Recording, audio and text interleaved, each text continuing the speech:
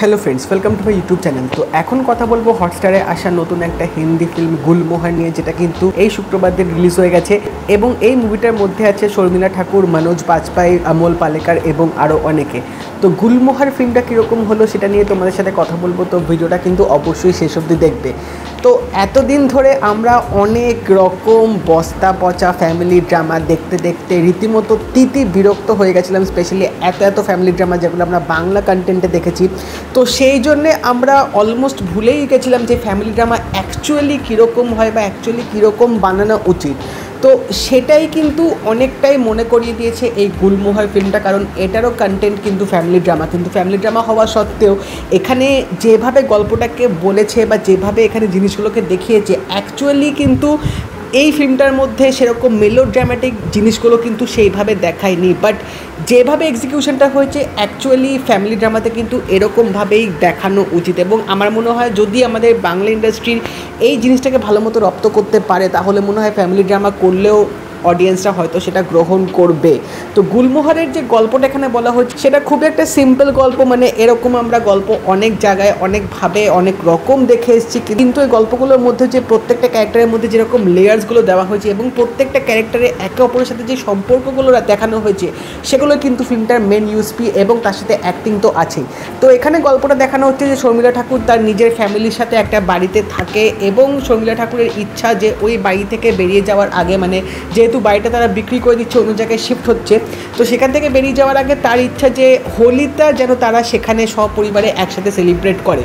তো এবার ওখানে তার ফ্যামিলি একসাথে থাকা সত্ত্বেও একে অপরের মধ্যে মনোমালিন্য আছে, একে অপরের মধ্যে সেরকম বন্ডিংটা নেই, রিলেশনশিপসে অনেক রকম এখানে প্রবলেম আছে। আর মায়ের যে ইচ্ছাটাই হোলি অবধি যে বাড়িতে থাকাটা সেটা আদৌ থাকতে পারবে কিনা এবং কেন তারা বাড়ি ছেড়ে অন্য জায়গায় যেতে চাইছে, তো এত যে ফ্যামিলি প্রবলেমসগুলো সেগুলো কীভাবে সর্ট আউট করবে, এসব কিছু জানতে গেলে তোমাদের এই গুলমোহর ফিল্মটা অবশ্যই দেখতে হবে। তো ভিডিও শুরুতে যেরকম বলছিলাম যে গল্পটা খুবই এখানে সিম্পলভাবে ইউজ করা হয়েছে, বাট এই ফিল্মটার মধ্যে কিন্তু প্রত্যেকটা যে মেন ক্যারেক্টারগুলো দেখিয়েছে প্রত্যেকটা ক্যারেক্টারে কিন্তু একটা করে ছোটো এখানে তোমরা ক্যারেক্টার ডেভেলপমেন্ট দেখতে পাবে। এবং এখানে এই বাড়ির ফ্যামিলি মেম্বার্স ছাড়াও এই বাড়িতে যারা কাজ করে তাদেরও কিন্তু এখানে গল্পগুলো দেখানো হয়েছে, তাদের মধ্যেও কিন্তু অনেক রকম এক রিলেশনশিপস গজিয়ে উঠছে, তাদের মধ্যেও কিন্তু এখানে অনেক রকম ইনসিকিউরিটিতে ভুগছে। তো সেই জিনিসগুলো কিন্তু ফিল্মটার মধ্যে ভালোভাবে ডিল করা হয়েছে, এমন না যে শুধু বাড়ির ফ্যামিলিগুলোকেই ফোকাস করা হয়েছে, বাড়ির ফ্যামিলি মেম্বার ছাড়াও বাকি মেম্বারদেরও কিন্তু গল্পগুলো এখানে এমনভাবে দেখেছি যে তোমরা তাদের সাথেও কিন্তু কানেক্টেড হয়ে যাবে। তো এই ফিল্মের মধ্যে যদি অ্যাক্টিং নিয়ে কথা বলি, স্পেশালি এখানে মনোজ বাজপাই জাস্ট ফাটিয়ে অভিনয়টা করেছে। এখানে কিছু কিছু মোমেন্ট আছে যখন তিনি কিছু শকিং তথ্য হাতে পাবেন, আমি এখন স্পয়লার দিতে চাই না, তো সেই শকিং তথ্যগুলো হাতে পাওয়ার পর তার ইনস্ট্যান্ট যে রিয়াকশানটা হবে সেই রিয়াকশানে তার অভিনয়টা জাস্ট মানে অসাধারণভাবে করা হয়েছে। এক্স্যাক্টলি মানে আমরা যখন কোনো জিনিস জানতে পারি আমাদের মধ্যে যে একটা রিয়াকশান হয়, মানে আমরা স্পিচলেস হয়ে যাই, আমরা নাম হয়ে যাই, আমাদের হাত পা কাঁপা শুরু হয়ে যায়, এক্স্যাক্টলি সেম রিয়াকশানটা কিন্তু মনোজ বাজপাই ফিল্মে দিয়েছে এবং দেখে তোমাদের মনে হবে পুরো রিয়ালিস্টিক অভিনয়টা করছে। তো প্রত্যেকটা এরকম কিছু ইমোশনাল মোমেন্ট আছে, তার অভিনয়টা কিন্তু দারুণ ছিল। এবং এখানে শর্মিলা ঠাকুরের অভিনয়টা কিন্তু দেখার মতো হয়েছে, যখন মনোজ বাজপাই ওই তথ্যগুলো জানার পর যখন ফুল ফ্যামিলির সামনে কনফ্রন্ট করবে তখন শর্মিলা ঠাকুরের যে রিয়াকশানটা সেটা কিন্তু জাস্ট অসাধারণ ছিল।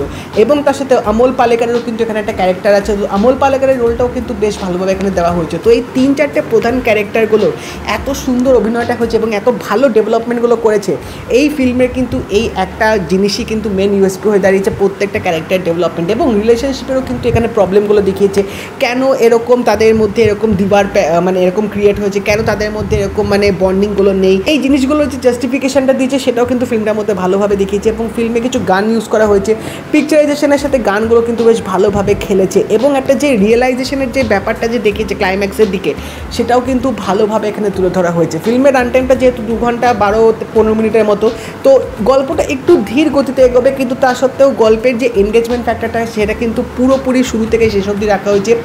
তোমাদের প্লটটা মনে হতে পারে খুবই প্রেডিক্টেবল, কিন্তু তা সত্ত্বেও তোমরা কিন্তু স্ক্রিন থেকে একটুও সরতে পারবে না বিকজ অফ দিস ফ্যাক্টরস। এবং অবভিয়াসলি ফিল্মটার লুক অ্যান্ড ফিলটা যথেষ্ট ভালো রাখা হয়েছে, মানে একটা চা চকচকে ফ্যামিলি, সবাই শিক্ষিত, সবার টাকা পয়সা যে পয়সা থাকা সত্ত্বেও ফ্যামিলির মধ্যে যে মেন্টাল পিস, যে ফ্যামিলি বন্ডিং, ইমোশনাল পিসটা যে থাকা উচিত সেটাই ফ্যামিলির মধ্যে নেই।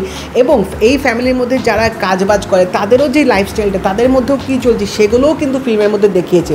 তো প্রত্যেকটা ক্যারেক্টারের কিন্তু বেশ ভালোভাবে এখানে স্ক্রিন প্রেজেন্স দেওয়া হয়েছে এবং প্রত্যেকজনের অভিনয় কিন্তু দারুণ ছিল। এবং এখানে কিন্তু পঞ্চায়েতে যে জিতু ভাইয়ের যে অ্যাসিস্ট্যান্ট হচ্ছিল তিনিও কিন্তু ফিল্মটার মধ্যে আছে এবং তারও কিন্তু ক্যারেক্টারটা বেশ ভালোভাবে রাখা হয়েছে।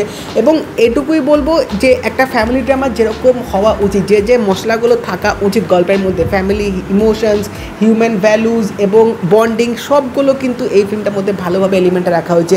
এবং ক্লাইম্যাক্সটাও কিন্তু এত সুন্দরভাবে দেখিয়েছে যে কোথাও তোমাদের মনে গিয়ে কিন্তু একটু তৃপ্তি কিন্তু অবশ্যই আসবে এবং তোমরা কিন্তু একটু হলেও হাসবে। এখানে ক্লাইম্যাক্সটা এতটাই ভালো ছিল, বাট থ্যাংক গড এখানে কোনো ইমোশনাল ক্লাইম্যাক্স বা ওরকম ক্লাইম্যাক্স রাখেনি, যেটা খুবই একটা ভালো কাজ করেছে। মানে হ্যাপি এন্ডিং টাইপ অফ রেখেছে, বাট সেটা কিন্তু বেশ ভালোভাবে এক্সিকিউট করা হয়েছে। তো যদি তোমরা গুলমোহর মুভিটা দেখে থাকো আমাকে জানিও তোমাদের কেমন লাগলো, এবং যদি এই ভিডিওটা ভালো লেগে থাকে লাইক করে দিও, শেয়ার করে দিও, চ্যানেলটা কিন্তু অবশ্যই সাবস্ক্রাইব করে দেবে, নোটিফিকেশন বেলটাও কিন্তু অল করে দিও। তো দেখা হবে পরের ভিডিওতে, বাই।